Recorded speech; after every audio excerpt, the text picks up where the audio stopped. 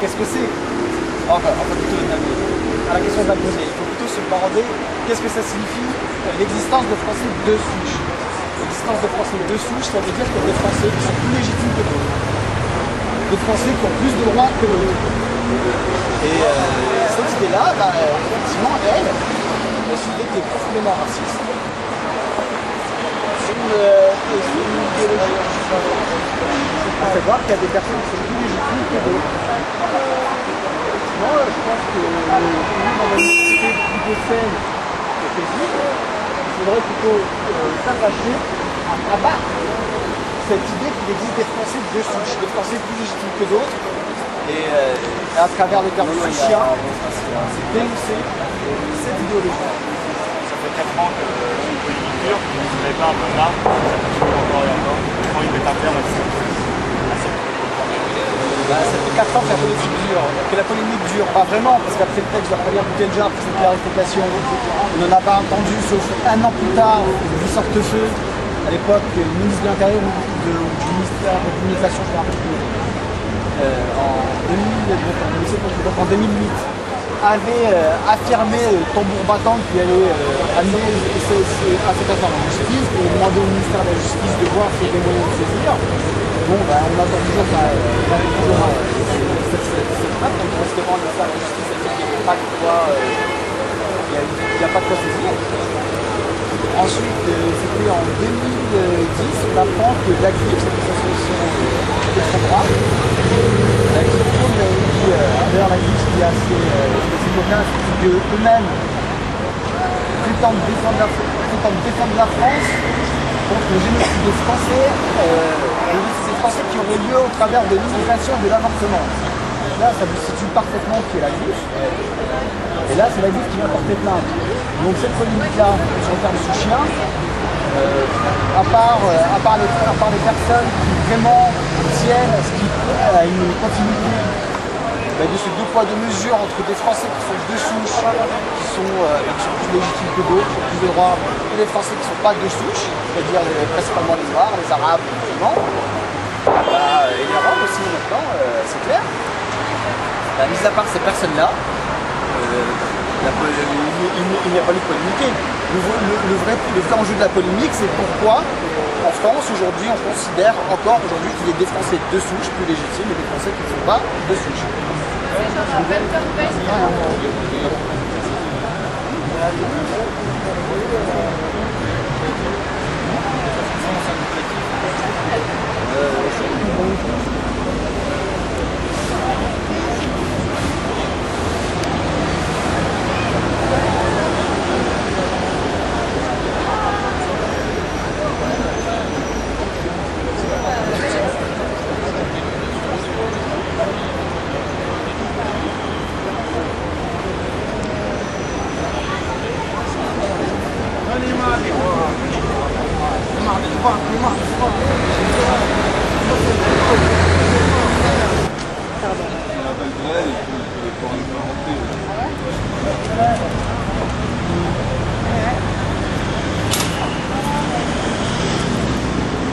Voilà. Ah non.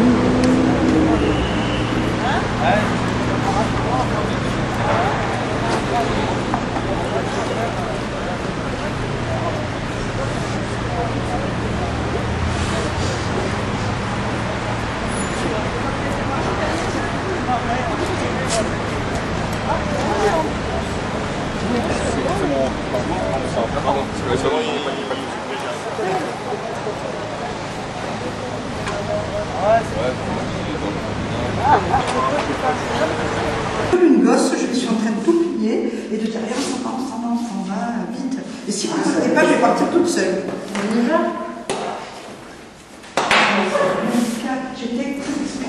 Alors, en 3 mots, cette journée, enfin cette... On va vous intégrer. Vous n'êtes pas libre. C'est ça. J'ai pris un billet pour entendre ça. C'était ça. Et Atman, tu peux nous dire l'entretien que tu as eu avec un blanc? C'est pas un blanc, mais c'était un petit vieux comme ça. Il s'est soucié des questions de la surreprésentation des salafistes en France et de l'intégration. Et qui t'a... Bon, alors il m'a dit oui, il y a des salafistes en France, il y a des salafistes en France. Et je dis oui, effectivement, il y en a. Et lui, sauf que lui disait ça de manière type apocalypse, quoi, genre demain c'est la mort. Alors le mec il me raconte que demain les salafistes prennent le pouvoir en France. Alors forcément je claque de rire. Alors le mec, alors je pense que ces personnes cherchaient un petit peu de la provocation. Et manque de mots, il a tombé sur quelqu'un mais qui répond ça foutu de sa gueule. Donc il a commencé à pas mal le prendre, tu vois. Et le mec il commence à me dire j'ai pris un billet, je suis parti au RMI, République Islamique de Mayotte. Non, du Soudan. Non, de Mayotte ou Mauritanie? Non, Mayotte. Non, de Mauritanie. En Mauritanie? De Mauritanie, RIM, RIM, mais c'est même pas Mayotte en France. Oui, de Mauritanie. Je suis allé au RIM, République Islamique de Mauritanie. Je suis allé au Maroc. Et je reviens du Maroc. Je dis la différence avec ici. Il a payé un billet pour voir des Marocaines. Il a payé un billet pour faire Mauritanie, le Maroc, la France, pour on se rend compte de quoi? Que qu'au Maroc et au Mauritanie, tu as des musulmans. Ah oui, Bon, et le moment, Atman, où il t'a dit, oui, alors pour les discriminations, je suis d'accord. Après, il a posé une frontière. Oui. Là, c'est inadmissible. Non, attendez quand même. Il faut calmer la justice. Qui veut partir avec moi? C'est dans 5 minutes. On se dépêche. Donc, alors la personne, elle a quand même. Hop, on bosse là.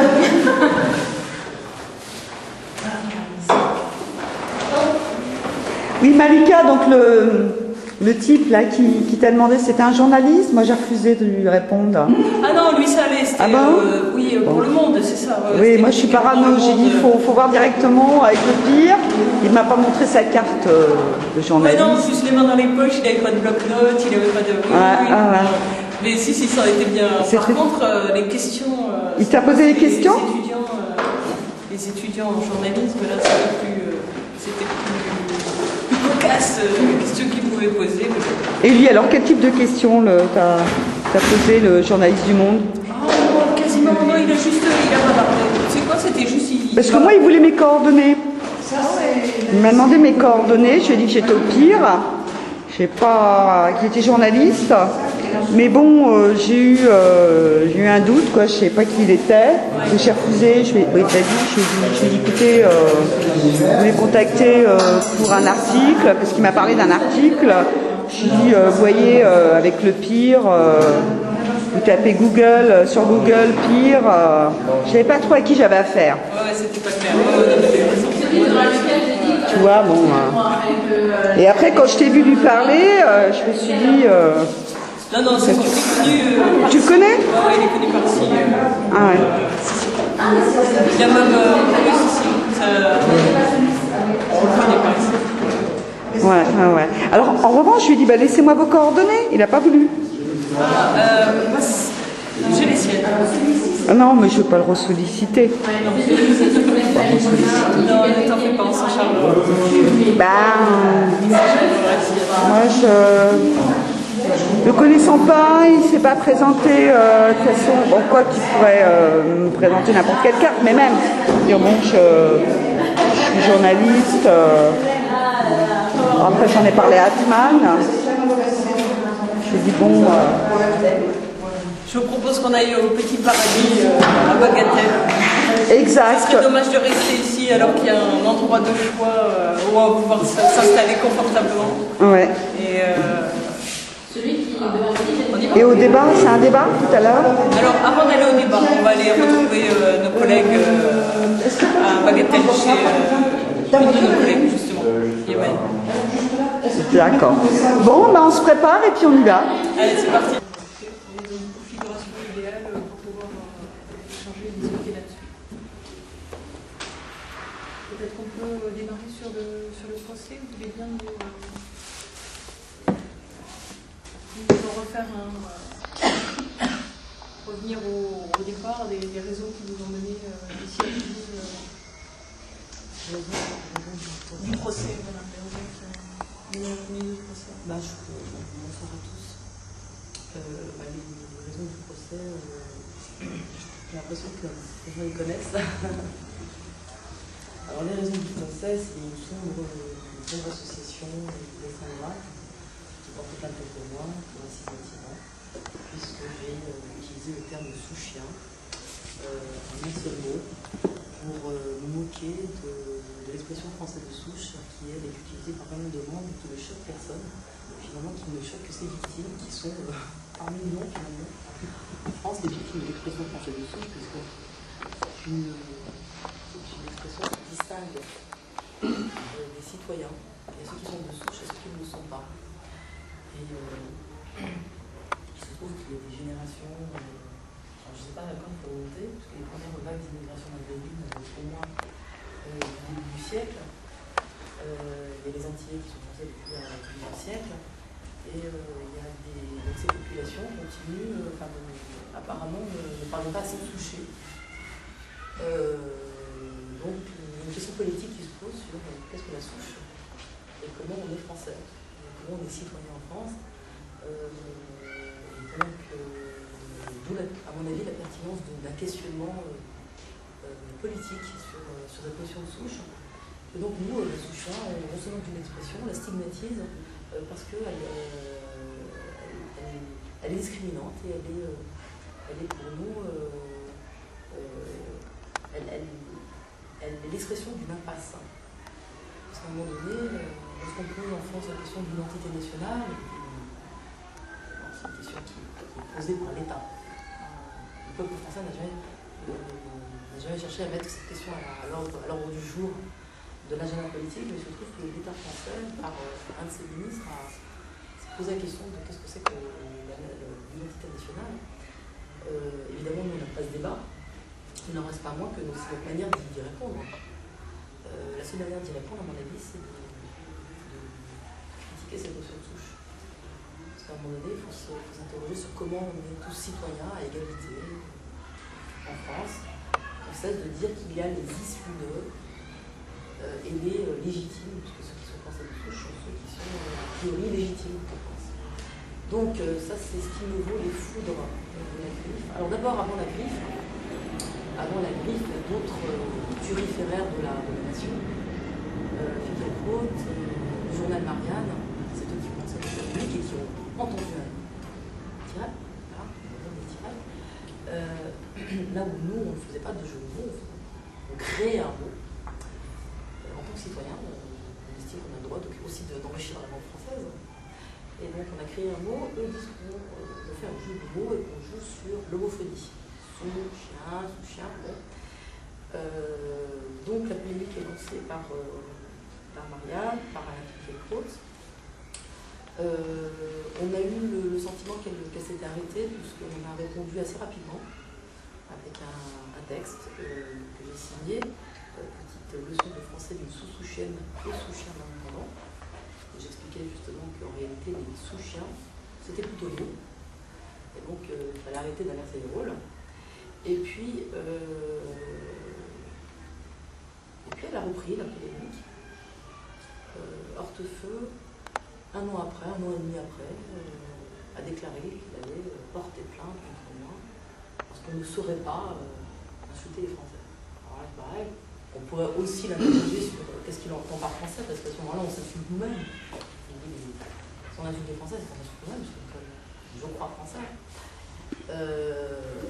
Et évidemment, quand il dit français, c'est toujours pareil. On sait très bien qu'il ne pense pas à nous, il ne pense pas aux indigènes. Donc, ce qui prouve bien qu'il a une définition souchienne de l'identité. Voilà. Donc, même en voulant défendre l'identité des Français, il se trahit. Donc, Hortefeux et l'UMP font un communiqué contre moi. Je crois que Hortefeux annonce ça dans une grande radio, je ne sais pas laquelle, RMC, France Culture, je ne me souviens plus. Et là, pareil, une polémique qui enfle de nouveau, et puis qui retombe, voilà. Et on apprend, il y a 2 ans, je ne sais plus, que la griffe plus opiniâtre, plus Nous, on va aller jusqu'au bout, on va défendre la race chrétienne. Et la chrétienne est blanche, et donc eux portent plainte en bon pour eux. J'ai fait un jeu de mots, j'ai insulté les Français, etc., etc. Donc voilà, ça c'est l'historique de la polémique qui nous donne l'occasion, finalement. On a une tribune. Il y a plusieurs articles qui sont passés dans le 89. Donc ça nous permet finalement de nous exprimer et de nous expliquer en quoi la notion de souche et de race dangereuse. Et dans quelle mesure il faudrait peut-être qu'on prenne conscience que c'est plus possible de distinguer les citoyens français à partir de cette notion. Donc nous, ça nous permet de nous exprimer, ça permet de développer un peu nos thèses sur ce qu'on appelle les races sociales. Alors c'est une terminologie qui commence à faire son chemin, mais qui est encore peu comprise, notamment dans les milieux de gauche. Je comprends qu'à gauche, on soit un peu réticent à la notion de race, parce que la France a une histoire un peu délicate, si j'ose dire. Et qu'évidemment, on a un historique et un historique politique qui fait qu'on se méfie énormément de la notion de race, sauf que nous, on ne parle pas de race biologique, on parle de race sociale, c'est-à-dire des races comme processus historique et comme relation sociale de domination. Et ça, à notre sens, c'est important que cette idée fasse son chemin dans le champ politique français. Et en tout cas, elle fait débat, et je trouve que c'est une bonne chose. Voilà. Quelque chose qui frappe quand on regarde ce procès, c'est que tu es racisé, c'est à toi de répondre devant la justice. Nous, ce tribunal, nous le connaissons à Toulouse pour y voir circuler, c'est de l'abattage plutôt des racisés. Et ça fait penser aussi que ce qui est reproché, c'est l'utilisation de ce terme sous-chien, et on ne peut pas penser que derrière, c'est pas le Parti des indigènes de la République en tant que mouvement autonome de racisés qui est visé. Et on a le sentiment qu'il y a le souhait de mettre une limite à l'expression politique en disant voilà jusqu'à quel point c'est admis et voilà le point au-delà duquel ça ne peut pas.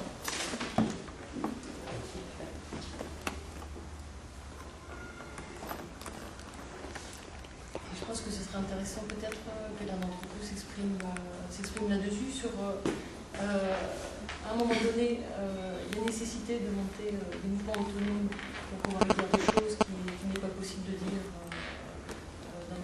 dans d'autres organisations.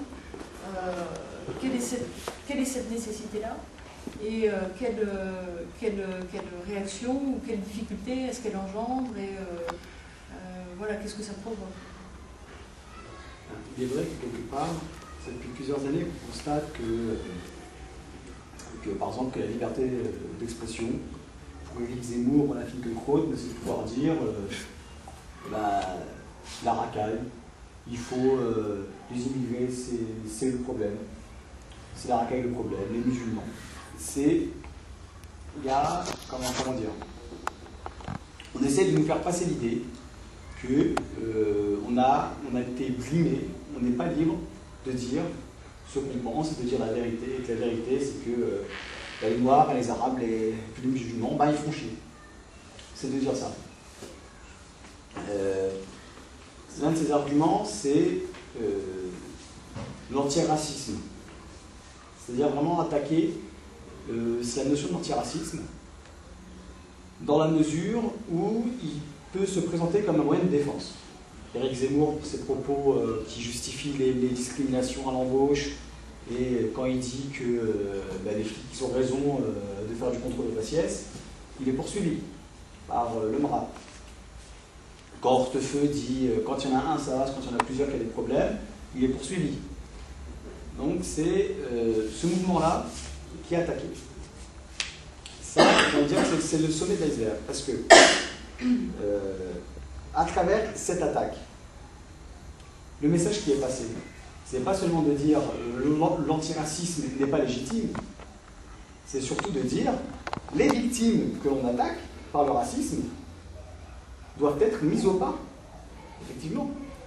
Moi, je pense qu'il y a cet aspect-là, et effectivement, avec le procès qui a tenté à Haile Selassie, en attaquant le Parti des Indigènes de la République, qui est un parti qui s'est bâti sur une totale autonomie, sur une totale liberté de son expression, qui s'est bâti sur une analyse du racisme qui sort des conventions, une analyse politique, qui pose des questions politiques.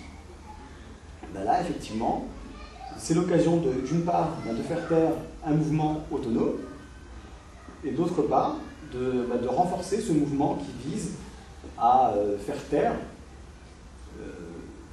dans un plus large effet, les associations, même si elles ont une analyse du racisme qui n'est pas la nôtre, mais qui sont toujours là et qui menacent toujours de porter plainte. Je pense que ça, c'est un procès. Ce procès montre bien, à mon avis, une l'air du temps où on est. C'est-à-dire vraiment où c'est les victimes du racisme qui sont maintenant les bourreaux. C'est une totale inversion de la charge. C'est comme si demain on allait nous parler du sexisme anti-homme, de l'exploitation des patrons, de l'exploitation des riches par les pauvres. Là, c'est vraiment l'idée que les racisés, quand ils se plaignent, ils font vraiment chier. Il faut les mettre au pas. Moi, ça, c'est vraiment une crainte qui... c'est enfin une crainte. Moi, je me fais pas de... J'ai pas beaucoup de crainte sur l'issue du procès, parce qu'il est tellement ridicule. Mais le simple fait même que la justice trouve que la plainte de l'Agrif est légitime, il y a quand même quelque chose qui tourne pas rond, quoi.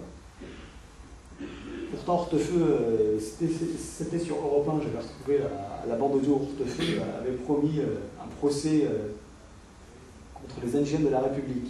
Il avait dit, je vais soumettre ça au ministère de la Justice, au garde des Sceaux, et puis après, si effectivement il y a matière à porter plainte, on peut porter plainte. Bon, nous on attend toujours le procès d'Hortefeux.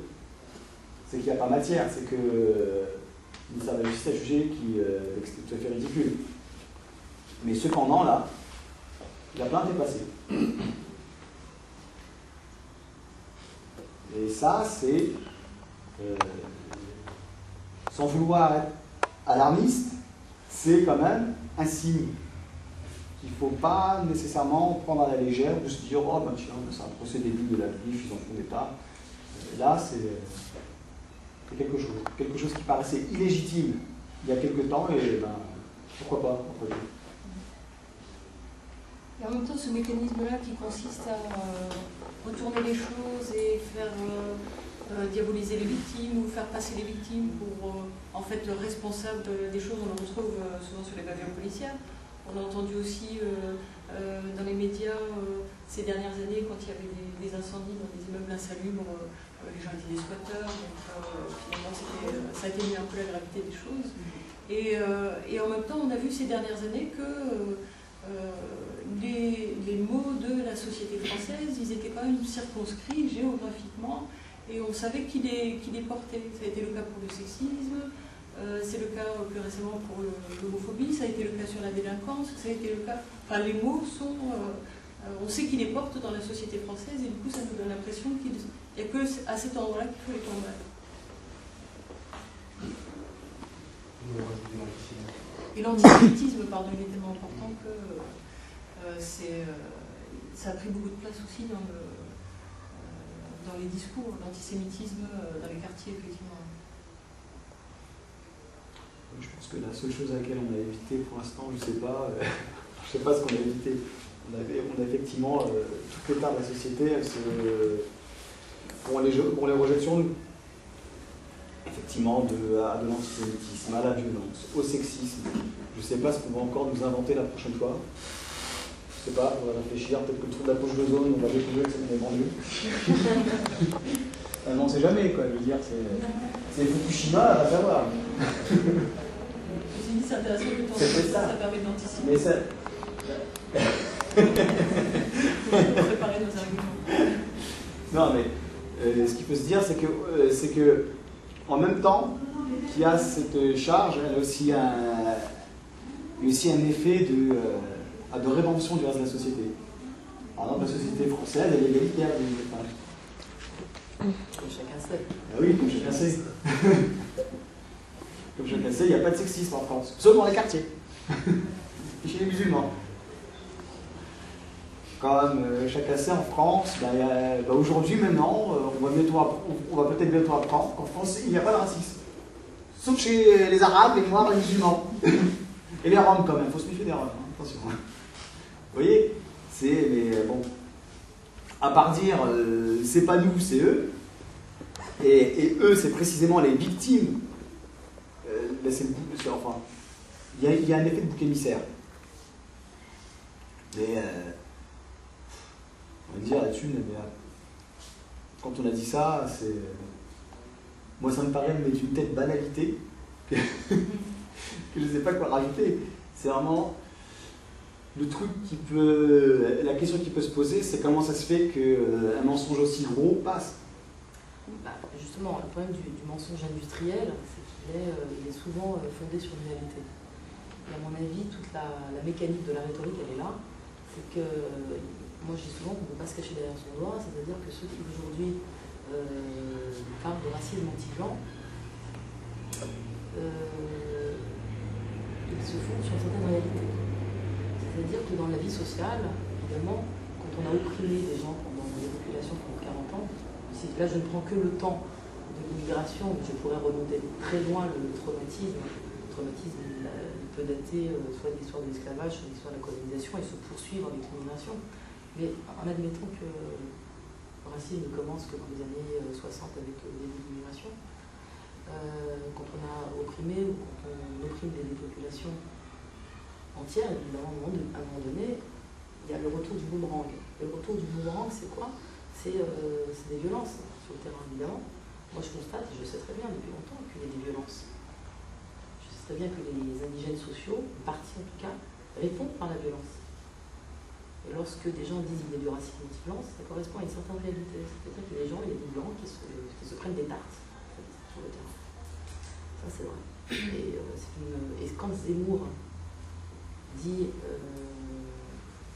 par exemple, vous allez voir les Arabes qui sont en prison, c'est ceux qui sont des fouteurs de merde, enfin je me souviens plus exactement de ses propos, enfin, il dit quelque chose. Il dit quelque chose qui fait écho à un vécu. Et donc il part de cette réalité-là, et à partir d'un phénomène de réaction, c'est-à-dire une violence de réaction, il y a toujours violence, quand il y a violence, il y a toujours réaction.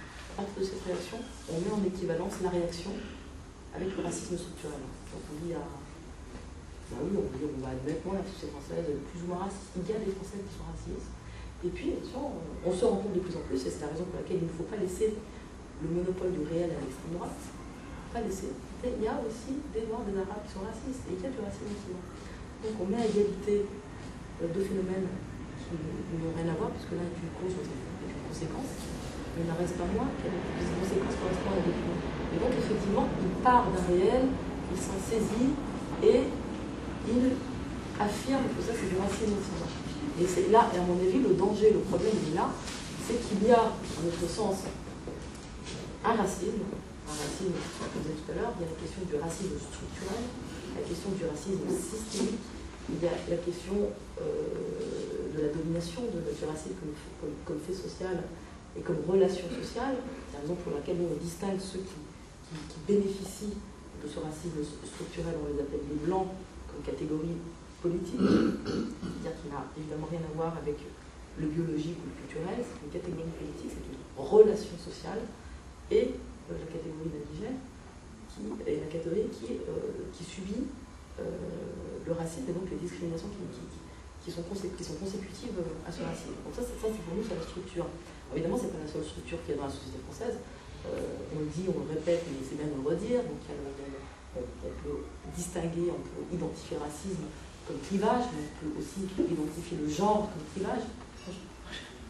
On peut identifier la classe comme clivage. Et bon, la race, c'est un clivage parmi d'autres clivages, ça veut dire que souvent il y a des articulations qui doivent être faites avec les autres clivages.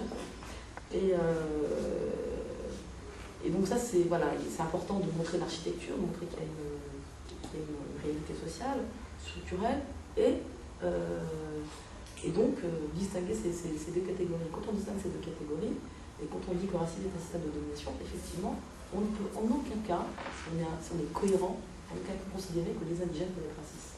Voilà. Les indigènes ne peuvent pas être racistes, c'est impossible. C'est-à-dire qu'on ne peut pas inverser les rôles. Celui qui subit, celui qui est en bas de la hiérarchie ne peut pas individuellement devenir raciste, même si sur le terrain il peut foutre des baffes à un blanc. C'est autre chose.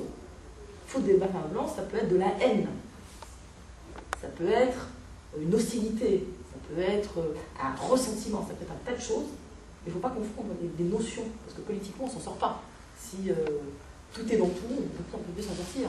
Effectivement, comme disait tout à l'heure Hartmann, si on dit ça, dans ce cas-là, on va laisser la voix à tous ceux qui vont dire il y a un sexisme anti-homme. Et puis voilà.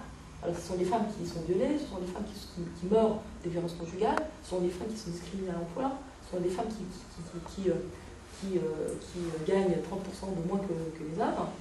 Et au final, on dira attention, il y a aussi quand même des hommes qui sont brimés, etc. Alors que là, c'est pareil, le fait structurel, c'est le patriarcat. Et les femmes peuvent faire tout ce qu'elles veulent, elles ne veulent pas tout d'un coup devenir dominantes simplement parce qu'elles le veulent. Vous voyez, ça c'est pas, il n'y a pas de.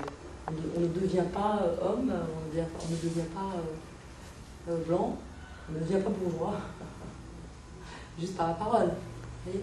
Et donc c'est ça en fait qui est compliqué, qui est complexe, et dont la griffe aujourd'hui se saisit. Par la limite, quand la griffe elle se saisit de cette affaire, pour faire du buzz, que son boulot de facho, c'est pas grave.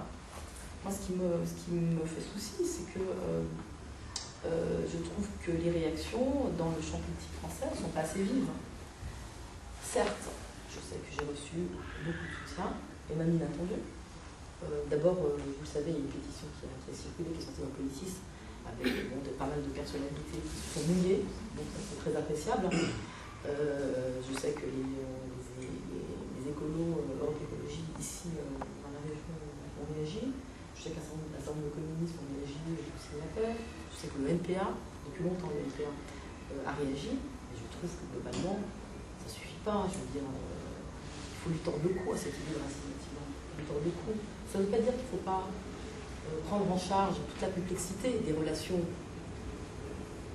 entre communautés ou entre dominants-dominés. Toute la complexité, il faut la prendre en compte et la prendre en charge. Il faut la résoudre, il faut la résoudre. Il faut que la gauche se saisisse et qu'elle cesse d'être tétanisée par le réel. Et le réel, encore une fois, le réel c'est beaucoup de choses. Le réel c'est l'histoire de l'immigration, c'est une histoire pénible, c'est une histoire dure, c'est beaucoup des discriminations, c'est la prison, c'est les flics, c'est toute cette histoire de lutte pour vivre, exister en France, pour avoir des droits, etc. Donc l'histoire c'est tout le pan de l'immigration qui fait partie du réel et qu'on ne dit pas suffisamment. Et puis l'autre pan, l'autre c'est aussi la question de la violence de réaction. On ne peut pas laisser justement la droite et une grande partie de la gauche céder à cette histoire qu'il ne faut pas laisser le monopole du réel à la droite. C'est-à-dire qu'il faut se saisir de la question de la violence de réaction. Vraiment la comprendre comme, d'abord l'assumer comme un fait de société, qu'il y ait aujourd'hui que la population carcérale soit à 80% de Noirs et des Arabes, ça ne peut pas ne pas nous interroger. Ça ne peut pas ne pas nous interroger. Alors évidemment, tout ça c'est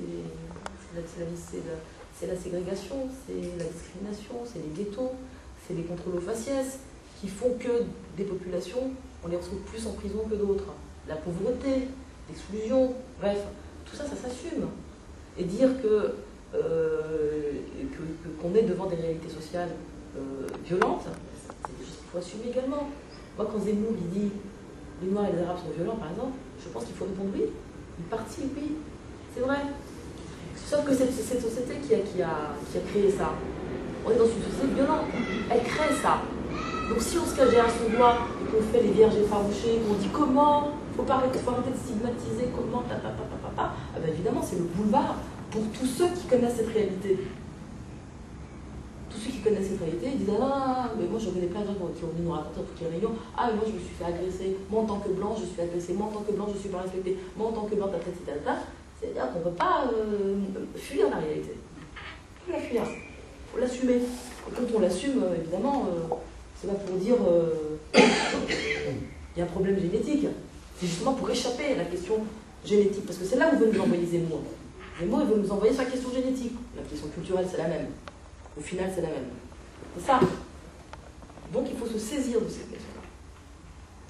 Mais on ne peut pas s'en saisir si on n'a pas aussi une lecture, une analyse du fait racial, structurel. Il faut arrêter avec les 30 ans d'humanisme abstrait.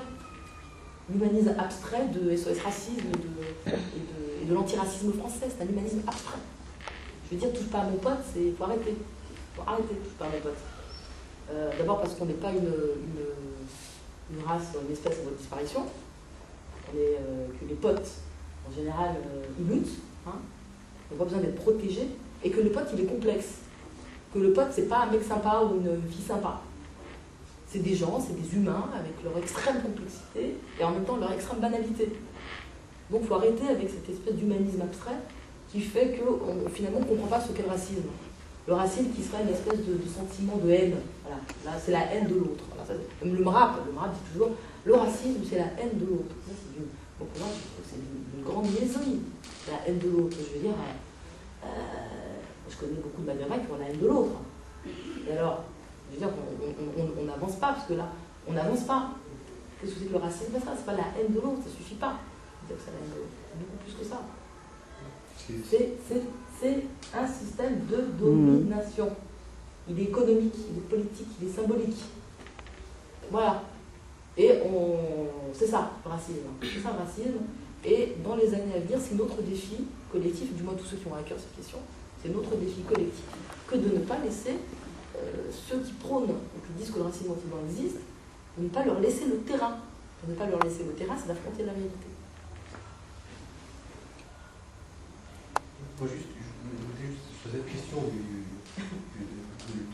cet humanisme qui, au final est bien stérile, je pensais à ce que tu disais, Auréa,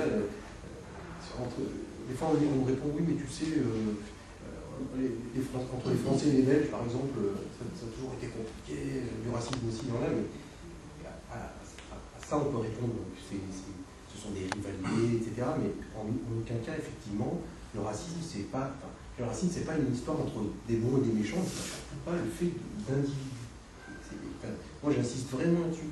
C'est que il faut qu'on politise absolument cette question-là. Et c'est un petit peu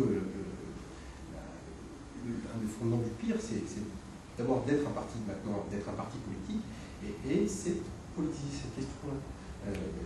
On a réellement affaire à le racisme. On peut dire aujourd'hui le racisme, c'est la hiérarchisation de la société. Que je sache, les pseudo-racistes noirs ou arabes de la société française n'exercent aucun pouvoir de domination sur les blancs. Aucun. Et que le racisme, c'est quand on rationalise, quand on hiérarchise, voilà. Et ça se traduit par la ghettoisation, ça se traduit par de la pauvreté massive, parce qu'effectivement, c'est un fait complètement établi en France que les Arabes et les Noirs vivent dans les HLM. C'est une idée qui est, je vais rentrer dans les mœurs, ça choque absolument personne, que les Noirs et les Arabes aient des boulots de seconde zone où il faut trimer la journée quand ils en ont, en plus de la question, géosociale, la question sociale, il y a aussi la question aussi des lois aujourd'hui. Je veux dire, moi, j'essaie de me rappeler depuis quelle époque on a fait des lois contre des gens qui avaient une religion autre que la religion catholique. C'est simple, moi je fais 1945. Aujourd'hui, la burqa, la loi initiée par André Gérin du PCF, par exemple, c'est une loi raciste. Et on parle, tout à l'heure des médias, effectivement, on parle de Finkielkraut, voilà, des gens médiatiques, on parle de de Zemmour, etc. Mais je crois que ce qui décomplexe ces gens-là d'abord, c'est d'abord le pouvoir en place.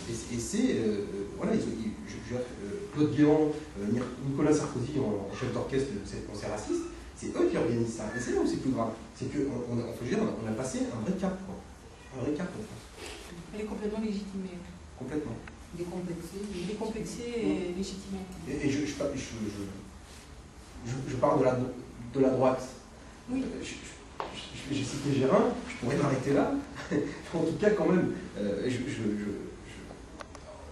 ne veux pas taper maintenant sur André Gérin, mais quand même, il a lui initié cette loi, il a proposé cette loi au Parlement. En plus, enfin, je veux dire, le gars ne peut pas dire, dans un contexte absolument raciste en Europe, quoi. Il sait ce qu'il fait, ce gars-là. Il sait ce qu'il fait. Et effectivement, on a cette droite dure, cette droite voilà, raciste, qui décomplexe en plus d'autres mouvements. Voilà, voilà. Sur la question de l'islam, c'est plutôt la gauche qui est décomplexée à la droite. Non, mais tout à fait. En l'occurrence. Et c'est pas l'extrême gauche, parfois.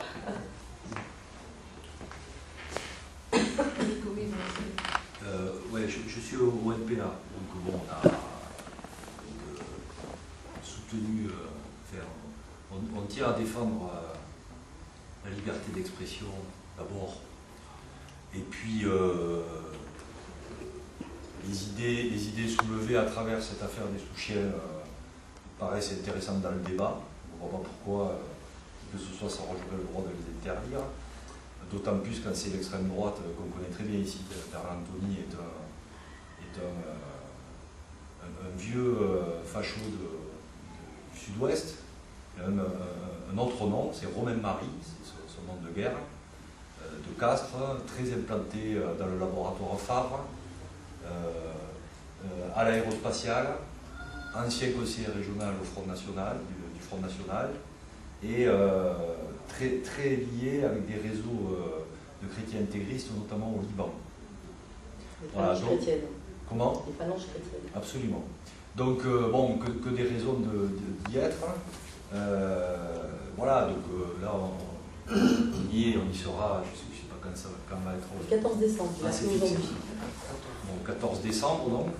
Après, sur les débats qui sont soulevés, bon.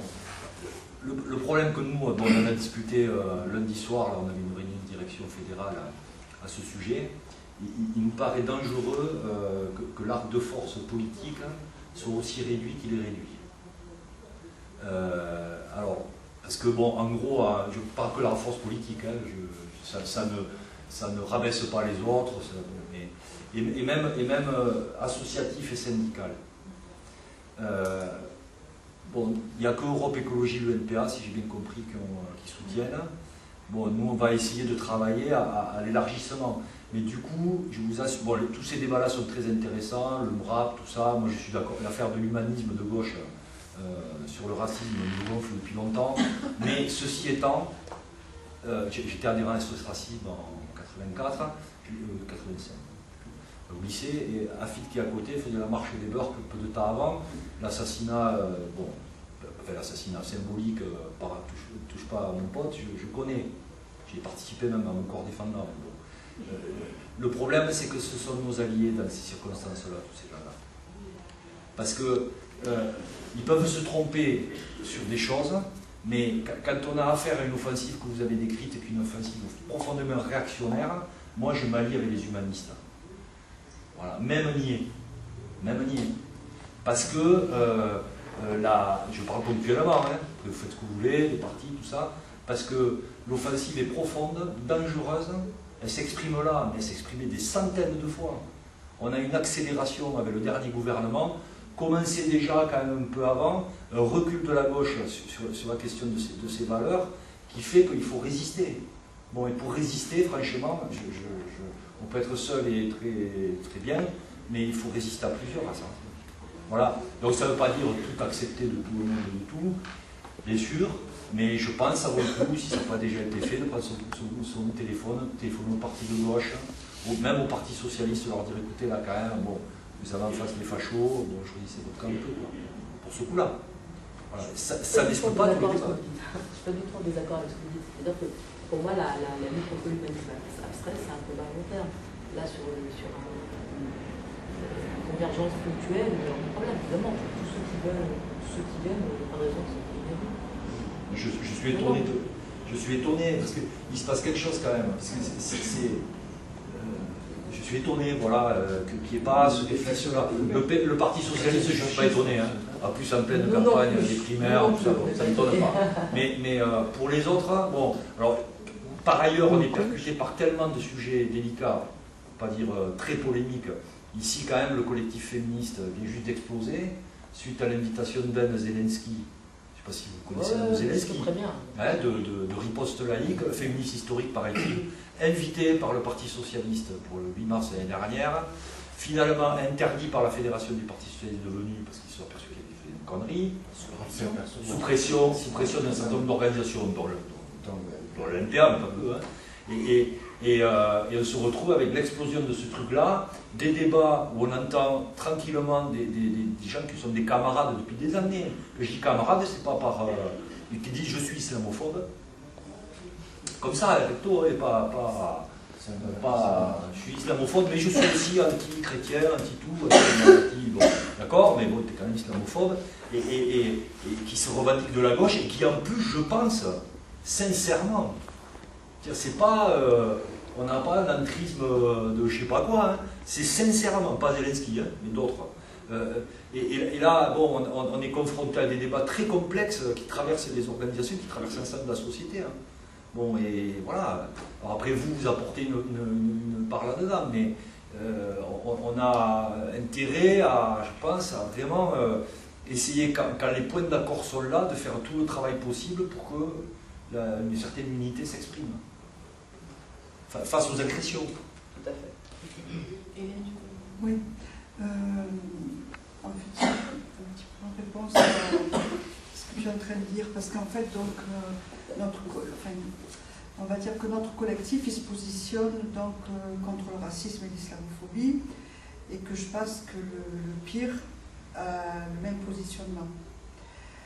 Et en fait, par exemple, nous, avec notre collectif, on a fait des demandes de rencontres un peu systématiques avec, alors on va dire, avec des partis politiques et des associations de lutte. Donc c'est un petit peu comme ça que depuis plusieurs années, on a fait un travail avec les Verts. On a rencontré le NPA, ça ne s'est pas très bien passé. Bon, ça pourra peut-être mieux se passer un jour. On a récemment, alors on a rencontré le MRAP, on est allé les rencontrer. Ça ne s'est pas très bien passé. La dernière rencontre qu'on a faite, c'était avec la Ligue des droits de l'homme. On est allé avec 3 copines musulmanes, dont Yaman. Et donc, on a rencontré le président, la Nakash, et donc on a différentes questions avec le problème. Et donc, à un moment donné, donc, on lui dit, mais justement, comment se situe là, ce qu'on voit sur le terrain avec l'affaire de Sabrina et plein de moments où on les a sollicités, en fait, vous ne vous êtes jamais mis en soutien contre l'islamophobie à aucun moment. Donc Nakash dit, oui, ben, il faudrait que dans la Ligue des droits de l'homme, on fasse une réflexion sur l'islamophobie. Et Yaman dit, ah super, moi je vais venir, alors ça m'intéresse. Donc Nakash répond, ah non, mais si vous venez, il faut accepter toutes les conditions de la LDH. Donc tout ça pour dire qu'en fait, alors le Parti Socialiste, en fait, nous on est sur le terrain pour des questions notamment aussi de logement, et puis que depuis le départ de notre collectif, on va rencontrer des élus, des députés, etc. Mais pour leur faire, ne serait-ce que pour leur dire on existe, on est là. Donc par exemple là, l'information par rapport au procédurial, nous on a une liste d'élus où il y a avec des socialistes, des communistes, avec qui d'ailleurs, j'insiste, on a aussi certaines relations militantes. Style, on va avoir une députée, Martinelle, elle s'appelle, pour une histoire de logement pour une femme, et c'est elle qui nous sollicite pour héberger après une famille de sans-papiers, parce qu'elle ne pouvait pas le faire et que nous, on pouvait le faire dans nos réseaux. Donc, et sans copinage politique. Donc je veux dire par là Voilà, et donc on nous envoie des mails en disant oui, je peux pas venir, je serai absente. Donc nous on le fait ce travail, c'est pour ça que je le dis, nous on le fait. Ce travail qui est d'interpeller les associations, les élus, d'aller les rencontrer, de les informer, de leur demander des comptes, on le fait systématiquement. Le problème pour moi, et après j'ai terminé, c'est que en fait, on n'est pas pour moi dans un truc où comment dire, on va un peu négocier, sans négocier. C'est-à-dire qu'en fait, quelque part, c'est eux, je suis désolée, c'est eux qui ne veulent pas de nous.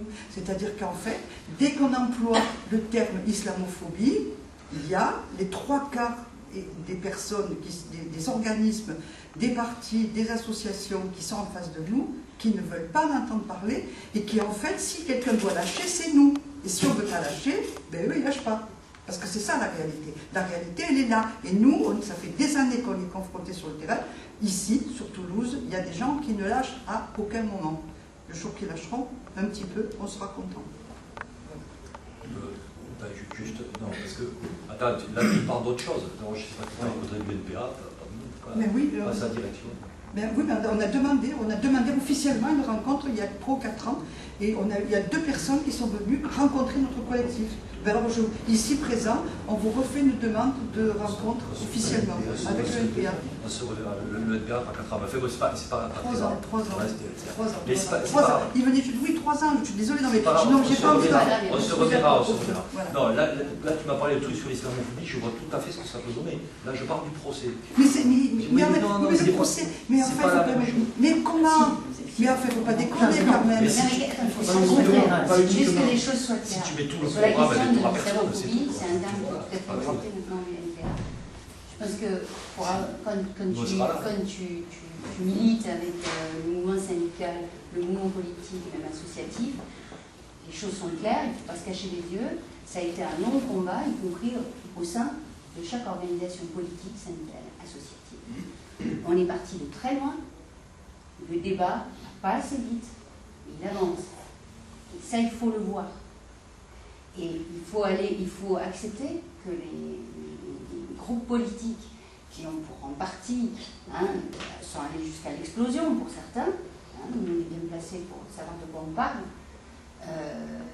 L'objectif, c'est pas de faire exploser les organisations syndicales ou les organisations politiques pour en faire... Oui, mais c'est ça le problème. Quel est l'objectif? L'objectif, c'est d'essayer de construire un front et d'essayer au quotidien de se faire avancer le débat, ou est-ce que c'est de diviser et de... Non, mais diviser au sens... Tu comprends pas ce que je te dis? C'est pas nous qu'on dit, c'est votre problème. Mais non, mais la démarche, est-ce qu'elle est d'essayer de prendre les bons sur voilà, puis de mettre de côté ceux qui n'ont pas avancé assez vite. Je ne crois pas que ce soit la bonne démarche. Notamment dans la démarche, là, ce dont on parle là, c'est des actions, c'est des choses extrêmement concrètes. Je pense qu'il faut partir là-dessus et habituer les militants, tout simplement, parce que ça part de là souvent, à rencontrer, à côtoyer sur le terrain d'autres militants. Et je veux dire, il y a une telle propagande dans ce pays sur la question de l'islamophobie, il y a eu un tel refus de ce mot, ça venait d'Iran, patati patata, on connaît tout ça, ça a été très très long. Voilà. Petit à petit, les militants, syndicaux, politiques, ils ont été dans des choses concrètes comme ça, que ce soit les procès ou que ce soit d'autres choses, ils ont été au contact d'autres militants, voilés ou pas voilés d'ailleurs, parfois. Et puis ils se sont rendus compte qu'en face, c'était pas des fous furieux. C'était des gens qui avaient des valeurs communes. Et je pense que ça, c'est important de le faire. C'est important de le faire. Moi aussi, je pourrais m'énerver et dire ça va pas assez vite, etc. Mais il faut avancer. Si notre objectif, c'est de construire un front contre l'islamophobie, le racisme en général, et en particulier l'islamophobie, l'objectif, c'est de mettre au contact ces gens. On a une telle propagande. Il y a eu des comment dire, notamment à gauche, c'est clair, la gauche a été confrontée, ce que tu décrivais tout à l'heure, il y a eu vraiment tout un pan qui s'est cassé la gueule. La gauche a démissionné sur plein de choses parce qu'il y a eu cette attaque par le biais culturel, on va dire. Le racisme culturel qui s'est insinué bien comme il fallait. Et ça s'est fait dans une période qui n'est pas n'importe laquelle. C'est une période de régression sociale généralisée, de régression sur la question des femmes, de régression sur la question sociale, de régression dans tous les domaines de la société. Et quand on est dans des situations comme ça, eh ben, tu as des pans entiers, des valeurs entières qui s'effondrent. Et nous, on n'a pas intérêt à jeter de l'huile sur le feu là-dessus. Il faut garder ses convictions. Je ne suis pas en train de te dire, moi les miennes, je les ai toujours gardées, il n'y a pas de problème. Je les garde, je me battrai là-dessus. Mais l'objectif, c'est d'élargir. Sinon, on va se retrouver tous avec des bonnes idées, mais tout seuls. Il faut savoir ce que ça veut dire. Par exemple, nous, on était dans le collectif, d'ailleurs, nous sommes ici. Et en fait, dans ce collectif-là, par exemple, au départ, il y a eu une réunion, pour ceux qui y étaient, doivent se rappeler, il y a eu une réunion où en fait, il y avait deux groupes, comment dire, en nombre égal, et parce qu'on avait demandé ce qu'il y ait des mots d'ordre par rapport à l'islamophobie sur les banderoles. Une réunion où c'est accepté qu'il y ait des mots d'ordre par l'islamophobie. La réunion d'après, on était minoritaire, et du coup, ça a été abandonné. Et en même temps, avec des propos par moments un peu délirants, notamment de gens de la LDH, sur alors faut écrire un truc sur les homosexuels, etc. Donc ce que je veux dire par là, c'est qu'en fait, cette présence dans des groupes, dans des endroits comme par exemple, d'ailleurs nous sommes ici, on y va, même si on souffre beaucoup, on y est allé. Mais je veux dire que non, mais c'est une souffrance, hein. Mais franchement, je veux dire, il faut voir ce que ça veut dire à la fin. Hein. Les copines, elles s'en pouvaient plus, vraiment. Donc c'est aussi, il faut quand même... C'est pas anodin, voilà, c'est pas anodin. C'est une démarche qui n'est pas anodine.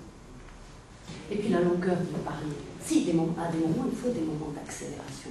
Quand une association comme Génération Spontanée, qui a un positionnement clair, il faut prendre rendez-vous avec eux, c'est ça, non? Ils sont pas 36 000 à faire ce genre de choses. Non, mais attends, nous, on a des désaccords avec ces collectifs-là. Donc, bon, on ne va pas les développer là maintenant, c'est pas ça le problème. Je trouve ça étonnant. Il y a 3 ans à le dire, vous ne réagissez pas. Enfin, c'est étonnant, mais vous avez une... Écoute, je ne suis pas comptable. Je pense que la question de l'islamophobie, c'est une question qui, effectivement, à droite, ça ne leur pose aucun problème. Aucun problème. À gauche, ça pose des problèmes en interne. Ça pose des problèmes de division en interne. En France. Là, en France, je ne sais pas si c'est je le fais ici. Non, mais est-ce que beaucoup en France, c'est sûr. Mais il y a quand même quelque chose. Effectivement, d'ailleurs, nous sommes ici. Le pire fait partie, est signataire de d'ailleurs, nous sommes ici. Je me suis présenté à des réunions. J'ai effectivement soulevé la question de quelque chose qui me paraît nécessaire, c'est la mise en avant d'un des racismes très virulents en ce moment, qui est l'islamophobie. Elle a été refusée sous prétexte de mais si on parle de ça, et puis après ça va faire fuir des gens, il faut mieux les ramener à l'intérieur, et puis après discuter, essayer de les faire changer. Bon, donc c'est pas passé. À titre personnel, mais vraiment à titre personnel, là c'est moi-même en tant que moi-même qui parle, je ne suis pas convaincu de cette stratégie. Parce qu'en général, quand on ramène une personne qui ne veut pas parler d'islamophobie, sinon je m'en vais, dès qu'on va faire sortir la question, ah non, sinon je m'en vais. Voilà. Et à un moment donné, quand la maison brûle, effectivement, il faut avancer plus vite. Et aujourd'hui... Mais est-ce que tu es en capacité de faire une grande manifestation nationale sur la question de l'islamophobie? Non, ça fout pas, c'est pas un rapport. Ensemble, si je peux répondre à ça, le fait qu'on ne soit pas en mesure de le faire, malgré les offensifs qu'il y a, c'est révélateur de quelque chose. Il y a aussi un phénomène qui est révélateur. Il y a aussi un phénomène qui est révélateur. Il y a aussi un phénomène qui est révélateur sur l'islamophobie, c'est que le clivage gauche-droite n'existe plus. En 2004, pendant la loi sur l'interdiction du foulard à l'école, la gauche et la droite, unanimement d'accord. Unanimement d'accord. Ils sont d'accord. Si, attendez, le vote, mis à part,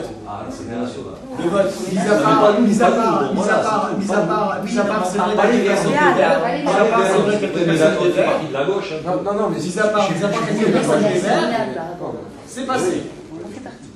que je trouve gravissime, c'est quand on voit le delta, c'est quand on voit le décalage avec la loi sur la burqa.